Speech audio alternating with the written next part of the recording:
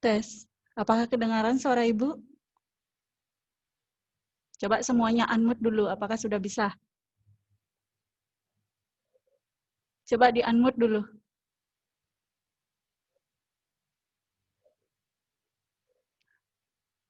Sudah bisa? Nanti kalau ada pertanyaan atau menjawab biar bisa dijawab. Sudah bisa unmute?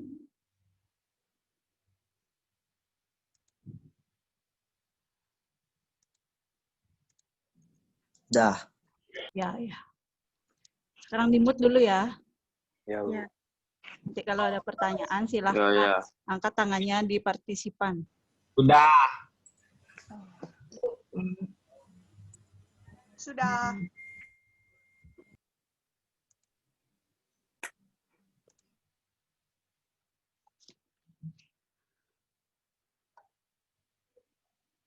Om Swastiastu. Sebelum kita memulai pembelajaran hari ini, marilah kita awali dulu dengan panganjali anak-anak. Om Swastiastu. Sebelum memulai pembelajaran, marilah kita mengucapkan doa terlebih dahulu. Om Awigenamastu Namasidam. Om Sidirastu Tan Astu Yanama Swaha. Semoga dalam pembelajaran hari ini tiada suatu halangan untuk kita. Semoga apa yang kita lakukan berjalan dengan lancar.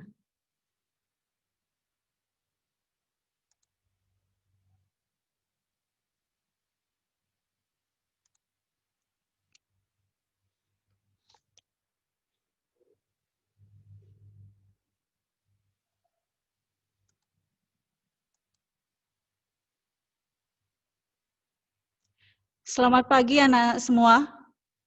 Apa kabar hari ini?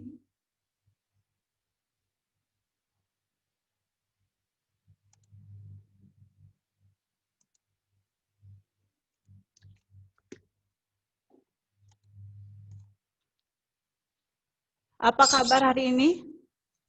Baik. Ya, semoga semua dalam keadaan baik dan sehat ya. Ya, Bu. Ya, semoga semua masih tetap bersemangat dalam mengikuti pembelajaran daring pada hari ini. Tentara. Ya, Bu. Nah, marilah kita tetap selalu berdoa.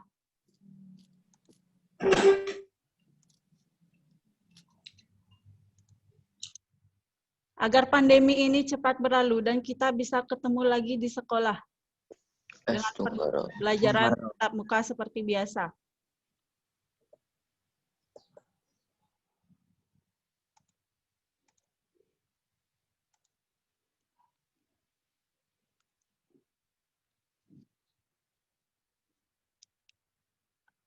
Apakah hari ini semua sudah hadir?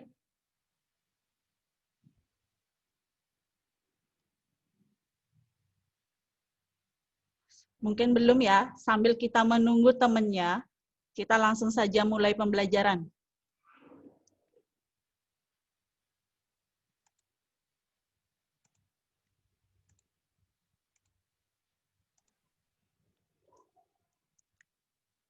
Anak-anak, setiap agama di Indonesia itu semuanya memiliki kitab suci. Contohnya, agama Islam memiliki kitab suci Al-Quran. Agama Kristen memiliki kitab suci apa anak-anak? Siapa yang tahu? Injil. Alkitab. Alkitab. Alkitab. Kalau Hindu sendiri, kalau agama kita sendiri, apa Beda. kitab sucinya? Beda. Beda. Beda. Kalau yang tidak menjawab, silahkan di-mute dulu. Yang menjawab, angkat tangannya di partisipan. Ya, kitab suci agama kita yaitu kitab suci Weda. Dalam pembelajaran hari ini, kita akan membahas tentang Weda, yaitu khususnya membahas tentang Upaweda. Weda itu dibagi menjadi dua, ada Sruti dan Smerti. Sruti itu dibagi menjadi 3, mantra, Brahmana, dan Upanishad. Sedangkan Smerti dibagi menjadi 2, Wedanga dan Upaweda. Nah, pada pertemuan kali ini kita akan lebih khusus membahas tentang Upaweda, anak-anak.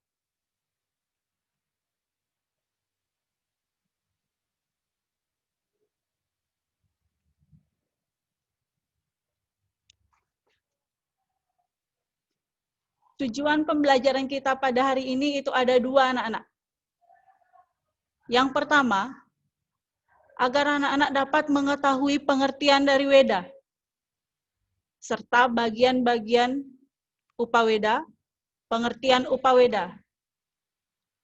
Yang kedua, agar anak-anak dapat memaparkan serta mengetahui tokoh-tokoh Dharma dan Adharma dalam cerita Ramayana dan Mahabharata. Serta tokoh Dharma dan Adharma tersebut kita pakai tuntunan dalam kehidupan kita.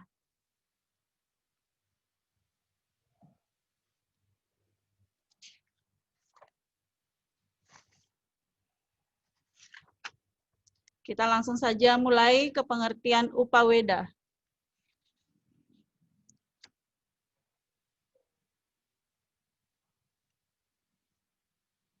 Siapa yang masih ingat apa itu Weda, anak-anak? Ya, Sudiaryanti. Apa itu Weda? Coba dijawab. Weda adalah kitab suci Hindu. Ya, betul sekali jawabannya. Siapa yang lagi mau menambahkan? Desa?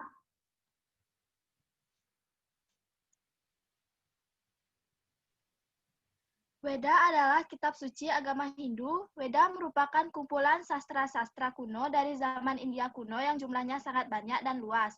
Dalam ajaran Hindu, Weda termasuk dalam golongan Sruti karena umat Hindu percaya bahwa isi Weda merupakan kumpulan wahyu dari Brahma. Bisa diterima? Ya, betul sekali ya. Weda itu adalah sumber ajaran agama Hindu, kitab suci agama Hindu, yang di dalamnya isi wahyu Tuhan, yang berisikan ajaran-ajaran dalam agama Hindu. Umat Hindu berkeyakinan bahwa Weda bersifat ananti-ananta, yaitu tidak berawal dan tidak berakhir. Yang artinya di mana Weda itu tidak ada awalnya dari mana mulai dari mempelajari Weda, dan tidak ada akhir untuk mengakhiri pembelajaran Weda. Begitu juga, Weda itu tidak terlekang oleh waktu, tidak terhilang oleh zaman. Walaupun sampai zaman sekarang, kitab suci Weda itu ajarannya masih kita terapkan dalam kehidupan sehari-hari. Kita lanjutkan ke pengertian Upaweda.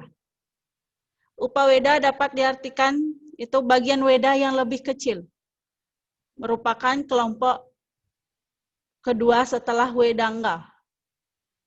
Upa yang berarti dekat atau sekitar. Dan Werda yang berarti pengetahuan. Dengan demikian Upaweda itu yang berarti hal-hal yang berada di sekitar kitab suci Weda. Atau berada dekat dengan ilmu pengetahuan. Contohnya, orang yang sedang mencari ilmu pengetahuan. Contohnya, orang yang berada di dekat ilmu pengetahuan, sedang mempelajari kitab suci Weda. Kita lanjutkan ke bagian-bagian Upaweda.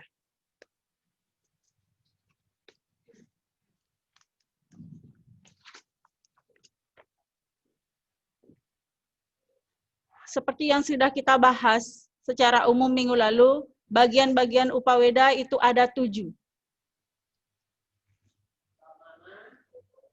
Yang pertama itu ada itihasa. Yang dimana itihasa itu yang berarti kejadian begitulah nyatanya. Artinya menceritakan tentang kejadian yang sesungguhnya.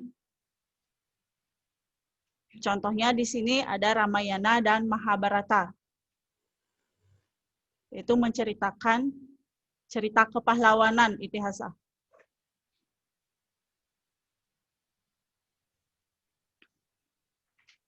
Nanti kita lebih khusus lagi membahas itihasa. Sekarang bagian Upaweda yang kedua, itu ada Purana. Siapa yang tahu apa itu Purana?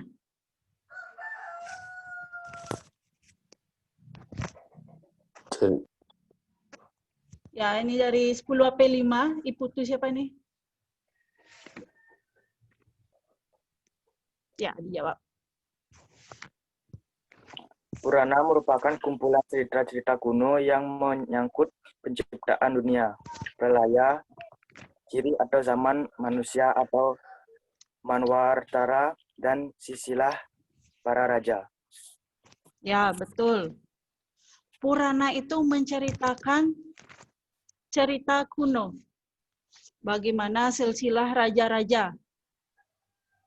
Menceritakan tentang bagaimana pralaya. Mengenai silsilah dewa-dewa. Di sini ada yang tahu ini contoh gambar apa?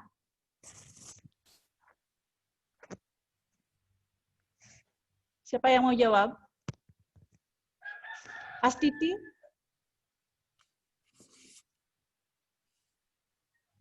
Ini contoh gambar apa ini? Siapa yang mau jawab? Salah satu contoh dari Purana.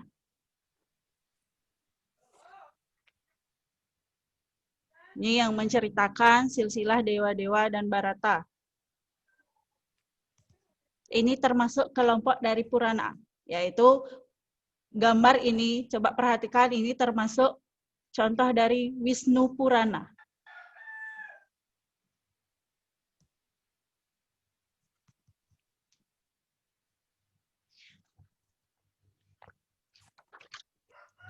Kitab Purana itu ada 18 yang dikelompokkan menjadi 3.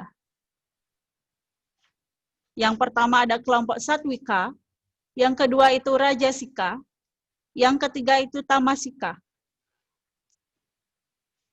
Siapa yang mampu menyebutkan kelompok Satwika? Bunga?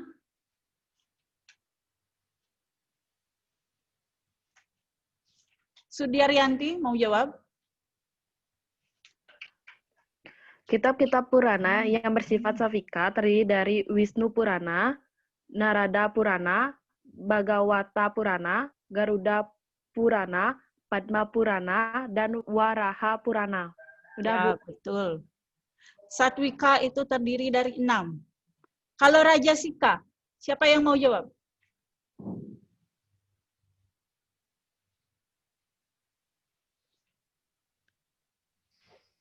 Siapa ini ya? Dari 10 AP5, absen 29, Kadek siapa ini ya? Ya, langsung dijawab. Yang termasuk Purana Rajasika yaitu Brahma Purana, Brahmawaiwarta Purana, Markandeya Purana, Bahawisya Purana, Wamanta Purana, dan Brahmanda Purana. Ya, itu kelompok Rajasika. Dan yang terakhir itu kelompok Tamasika. Sisanya lagi 6. Kita lanjutkan ke Arthasastra. Yaitu bagian Upaweda yang ketiga. Ya, Arthasastra itu menjelaskan tentang ilmu pemerintahan yang dalam agama Hindu dituangkan dalam buku Niti Sastra. Bagaimana isi pokok-pokok pemikiran ilmu politik dalam agama Hindu. Itu yang disebut dengan Arthasastra. Ada bukunya yang disebut dengan Niti Sastra. Yang keempat, itu ada Ayurveda. Yaitu tentang kitab yang menyangkut bidang kesehatan, jasmani dan rohani. Dengan berbagai sistem sifatnya. Contohnya, kitab yang mempelajari ilmu kesehatan tentang jasmani dan rohani dalam agama Hindu. Misalnya pengobatan tradisional, itu juga termasuk Ayurveda ya.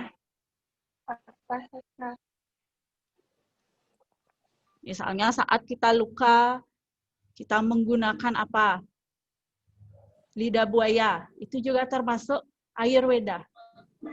Pengobatan dalam tradisional.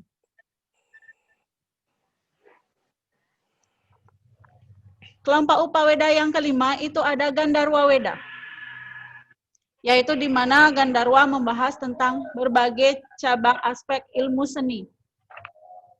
Baik itu seni rupa, seni tari, semua yang berkaitan dengan ilmu seni. Yang keenam, itu ada Kama Sastra. Yaitu kitab yang menceritakan tentang segala yang berhubungan dengan asmara, seni atau rasa indah. Di sini juga Kama Sastra menceritakan tentang seni atau rasa indah. Yang ketujuh, itu ada agama, anak-anak. Ya, ini agama ini merupakan kelompok yang terbaru.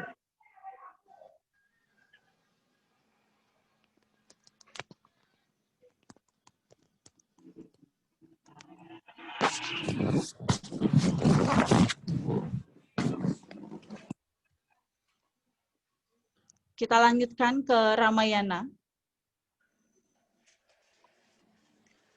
Di sini Ramayana merupakan bagian dari Itihasa. Tadi Itihasa yaitu menceritakan tentang cerita kepahlawanan. Salah satu contohnya Ramayana. Yang kemarin nonton drakor sekarang ngantuk. Di-mute dulu. Apa tuh? Siapa tuh? Aduh.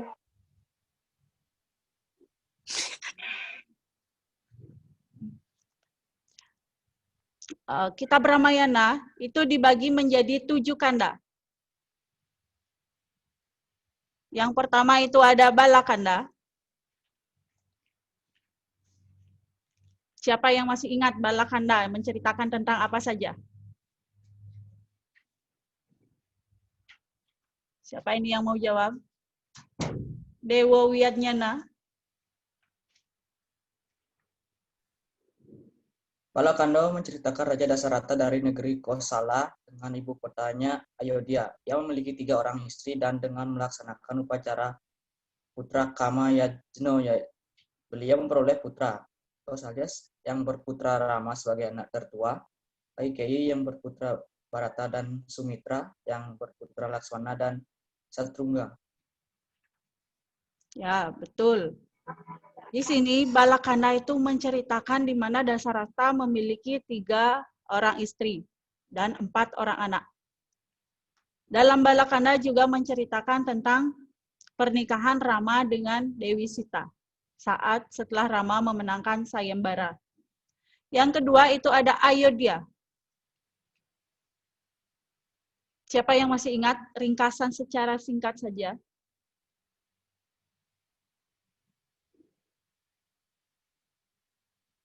Made Deli, mau jawab?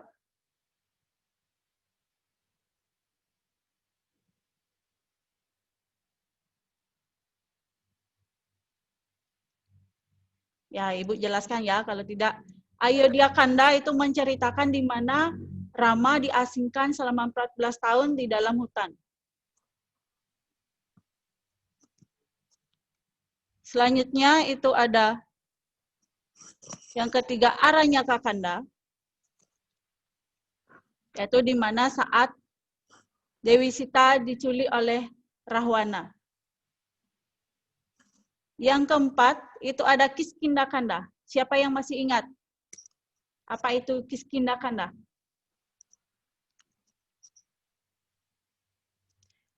Sepuluh AP3 Kadek V. Siapa ini ya? Coba dijawab. Aranyaka Kanda yaitu menceritakan tentang bagaimana kehidupan Rama di hutan, dan diceritakan pula kisah Ravana pergi ke tempat Rama dengan maksud menculik Sita sebagai pembalasan terhadap penghinaan adiknya. Marica, seorang raksasa tawan Ravana, menjelma sebagai kijang emas dan berlari-lari kecil di depan kemah. Rama dan Sita sangat tertarik dan meminta kepada suaminya untuk menangkap kijang itu. Ternyata kijang itu tidak sejinak nampaknya, dan Rama makin jauh dari tempat tinggalnya. Ya, betul. Dalam Aranyaka itu bagaimana strategi Rahwana menculik Sita. Diutuslah Marica yang dirubah menjadi kijang agar menarik perhatian Dewi Sita. Kiskindha itu pertemuan antara Rama dengan Sugriwa dan Hanuman. Kalau Sundarakanda itu menceritakan bagaimana Hanuman yang ke Alengka untuk mengambil Dewi Sita, mengajak Dewi Sita pulang, tetapi Dewi Sita sendiri tidak mau pulang. Dia mau Ramalah yang langsung menjemputnya ke Alengka.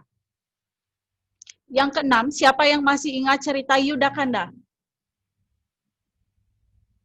Siapa ya yang mau jawab ini? Sophie?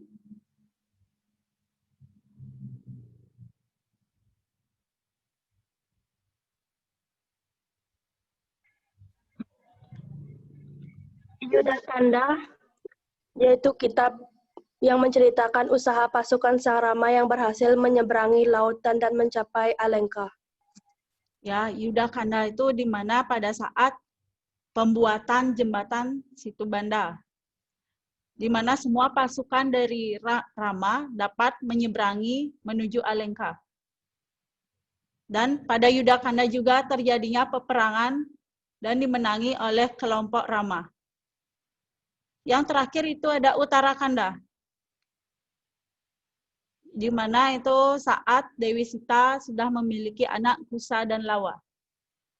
Tapi Dewi Sita di sini berada di pengasingan Resi Walmiki. Begitulah ringkasan cerita dari Ramayana, anak-anak. Sekarang kita lanjut ke Mahabharata. Kitab Mahabharata disusun oleh Maharsi Vyasa, yang isinya adalah menceritakan tentang kehidupan keluarga Bharata. Dan dalam Mahabharata juga menggambarkan pecahnya perang saudara antara bangsa Arya sendiri, antara Kurawa dan Pandawa. Kitab Mahabharata tersebut meliputi 18 parwa. Adi parwa di sini yaitu menceritakan tentang di mana Raja Santanu berburu di tepi Sungai Gangga dan bertemu dengan Dewi Gangga.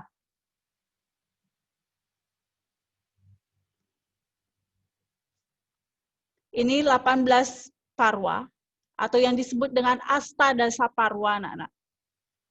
Yang pertama itu ada Adi Parwa, sudah Ibu bahas ceritanya.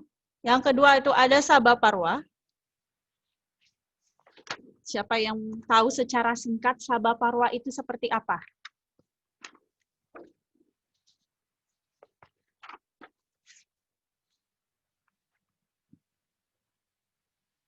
AP3 KDV, siapa ini ya? Ya, coba dijawab. Sabha Parwo atau buku persidangan yaitu mengisahkan tentang pelukisan persidangan antara kedua putra mahkota Kaurawa dan Pandawa, kalahnya Yudhistira dalam permainan dadu dan pembuangan Pandawa ke hutan. Ya, betul ya. Di sini Ibu pertegas, Sabha Parwa itu secara inti menjelaskan tentang permainan dadu hingga Pandawa mendapati hukuman. Yang ketiga itu ada Wana Parwa. Siapa yang mau jawab Wana Parwa? Mau menceritakan? Saya, Bu. Yang mana ini? Saya, Bu. Ya, dimut ya, Ibu Pan. Lihat dulu. Gusti Ayu, 10 AP6. Masih. Selamat pagi, Bu. Ya, selamat pagi. Sudah kedengaran? Sudah. Kitab Wanaparwa merupakan kitab ketiga dari Astadasa Parwa. Kitab Wanaparwa menceritakan kisah pengalaman para Pandawa bersama Drupadi di tengah hutan. Pandawa juga bertemu dengan Resi Vyasa, seorang guru rohani yang mengajarkan ajaran Hindu kepada Pandawa dan Drupadi. Ya, di mana Wanaparwa itu betul ya jawabannya. Mengisahkan pengalaman Pandawa ketika berada di dalam hutan selama 12 tahun. Yang keempat itu ada Wirataparwa, yaitu di mana saat pasukan Pandawa itu menyamar selama 1 tahun. Yang kelima Udyogaparwa, yang keenam Bhismaparwa, yang ketujuh Dronaparwa, yang kedelapan itu ada Karnaparwa, yang kesembilan Salya, yang keempat Sauptika, yang ke-10 Sauptika, yang ke-11 itu Striparwa, yang ke-12 Santiparwa, 13 Anusasana Parwa, 14 Aswamedika Parwa, 15 Asrama Wasika Parwa, 16 itu Mausala Parwa, 17 Mahaprastanika Parwa, dan yang terakhir itu Swarga Rohana Parwa. Anak-anak bisa lihat di buku paket. Sekarang kita lanjutkan ke siapa saja tokoh Dharma dan Adharma dalam cerita Ramayana. Di sini Ibu sudah tulis, ada beberapa tokoh Dharma yang Ibu sebutkan dan ada beberapa tokoh Adharma. Siapa yang mau menjelaskan salah satu tokoh Dharma? Kalau Sri Rama itu seperti apa wataknya? Siapa yang mau jawab? Di sini tokoh Dharma dalam Ramayana yang pertama itu Sri Rama. Senja ya, ini angkat tangan. AP8. Siapa yang mau jawab?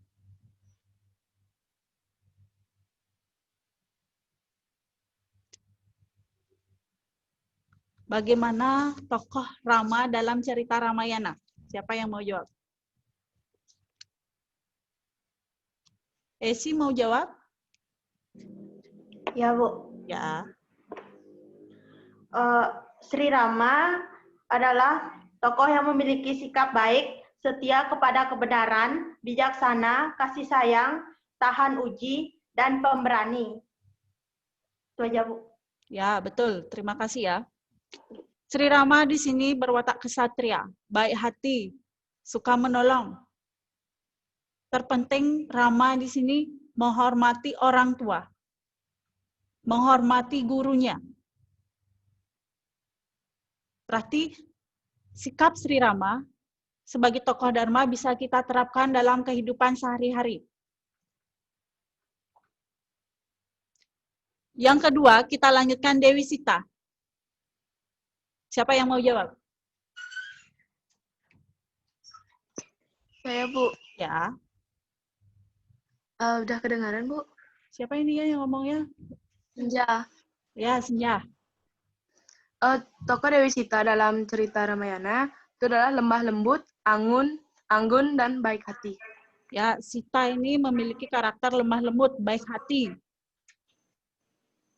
Dia berbakti kepada suaminya dan dia itu sosok wanita yang setia. Yang ketiga, karakter Dewi Sita itu bisa kita terapkan dalam kehidupan sehari-hari. Yang ketiga itu, lagi satu, Laksamana. Siapa yang mau jawab? Dewi Yanti?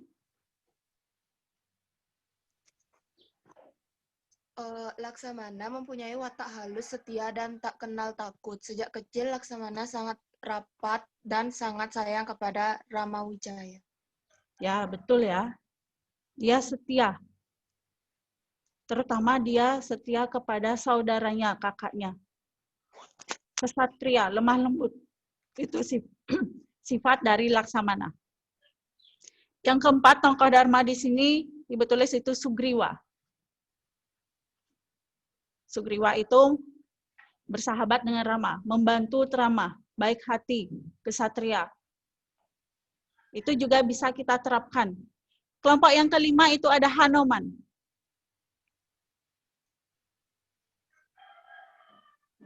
Hanuman itu setia kepada teman. Selalu membantu temannya, baik hati. Jatayu di sini juga termasuk kelompok Dharma, di mana Jatayu itu setia kepada sahabatnya, menolong sahabatnya. Kumbakarna ada. Yang ketujuh itu ada Wibisana. Wibisana walaupun dia saudara dari Rahwana, dia bersifat baik, dia membantu membocorkan rahasia dari Rahwana ke Rama. Karena Wibisana itu menegakkan Dharma. Yang kedelapan itu ada Kumbakarna.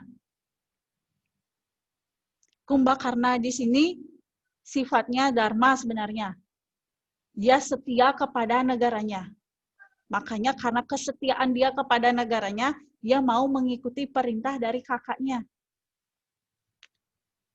Tetapi Kumbakarna selalu menasehati kakaknya Rahwana, jangan berbuat jahat.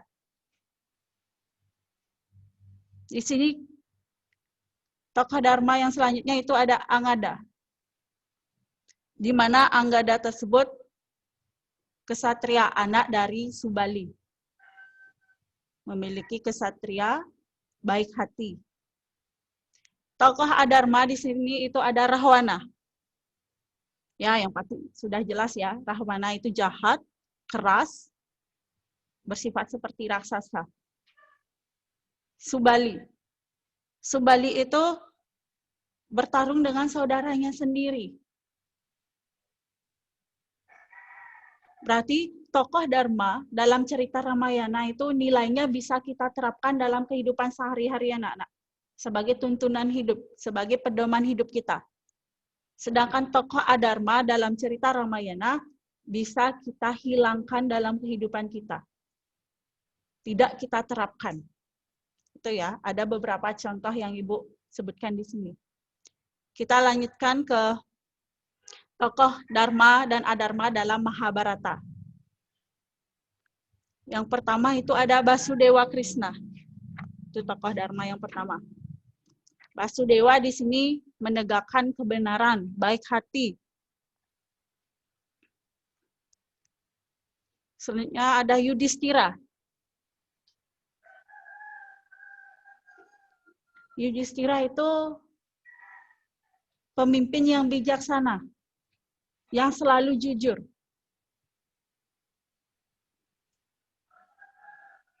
Selanjutnya itu ada tokoh Dharma, itu ada Bima. Itu bersifat kuat, menakutkan bagi musuhnya, tetapi bersifat lemah lembut. Arjuna, Arjuna di sini berparas menawan, berhati lembut, tetapi kadang-kadang Arjuna tersebut memiliki keraguan-raguan dalam mengambil keputusan. Tokoh Adharma dalam Mahabharata itu ada Duryodhana, yaitu sifatnya sangat licik dan kejam, gampang terpengaruh oleh omongan orang, itu Duryodhana. Tidak tetap pendirian, itu sifat dari Duryodhana. Yang kedua itu ada Sangkuni. Sifatnya licik, suka menghasut. Yang ketiga itu Adharma Dusasana. Itu Adharma suka menggoda wanita. Sombong. Suka bertindak sewenang-wenangnya, semau-maunya.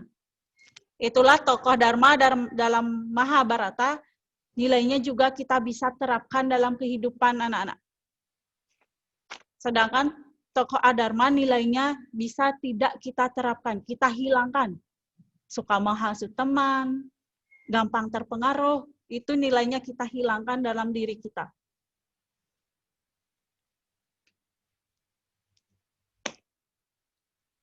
Setelah pembelajaran kita, tentang pengertian Upaweda, bagian-bagian Upaweda, tokoh Dharma dan Adharma dalam cerita Ramayana dan Mahabharata. Siapa yang ingin bertanya? Ya, Esi.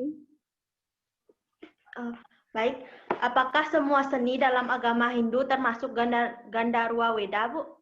Ya, bagus ya pertanyaannya. Apakah seni dalam agama Hindu semuanya termasuk Gandharwa Weda? Ya, semua seni dalam agama Hindu itu termasuk Gandharwa Weda ya anak-anak ya. Baik itu seni tari, seni musik, seni suara. Tapi tidak semua yang hanya ada di dalam yajnya saja. Yang ada di masyarakat, seni yang terdapat di masyarakat juga termasuk Gandharwa. Bukan berarti Gandharwa tersebut seni yang hanya ada saat upacara saja. Di luar dari upacara, terdapat seni juga termasuk Gandharwa, anak-anak. Sudah bisa diterima, Esi? Sudah, Bu. Ada lagi? Kalau tidak, mari kita simpulkan pembelajaran kita pada hari ini. Siapa yang mau menyimpulkan? Apa saja yang bisa kita dapatkan dalam pembelajaran hari ini?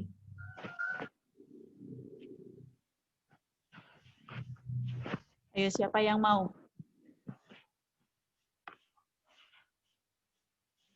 Ya, kalau tidak ada, kita simpulkan bersama-sama ya. Yang pertama, itu yang dapat kita simpulkan adalah Kitab Suci Weda itu adalah kitab suci agama Hindu. Yang tidak berawal dan tidak berakhir. Di sini Upaweda adalah yang berarti duduk dekat dengan ilmu pengetahuan. Upaweda itu merupakan bagian dari Weda, anak-anak. Bagian-bagian Upaweda sudah kita bahas, yaitu ada Itihasa, Purana, Artasastra, Ayurveda, Gandharwa, Kama, dan Agama, anak-anak. Semua bagian Upaweda bisa kita terapkan contohnya dalam kehidupan sehari-hari. Contohnya Gandharwa, seni musik, seni Ayurveda, kesehatan dengan tradisional, itu contohnya.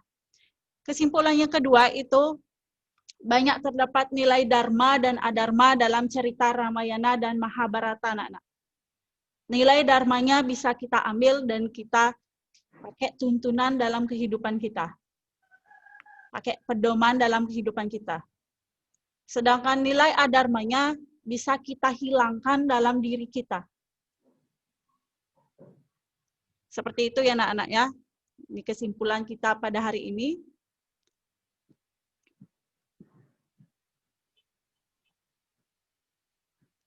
Anak-anak, Ibu untuk evaluasi, Ibu sudah upload materi tentang Upaweda. Selanjutnya itu ada video pembelajaran tentang Upaweda. Dan ada tugas uraian tentang Upaweda. Kalian buka dulu materinya, baru kalian bisa lihat videonya. Setelah materi, video kalian pelajari, baru kalian bisa mengerjakan tugas.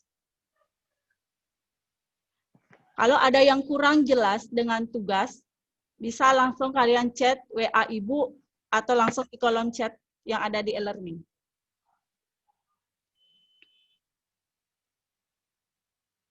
Demikian pembelajaran kita hari ini, anak-anak. Akhir kata, Ibu tutup dengan Parama Santi, anak-anak. Om Santi, Santi, Santi, Om.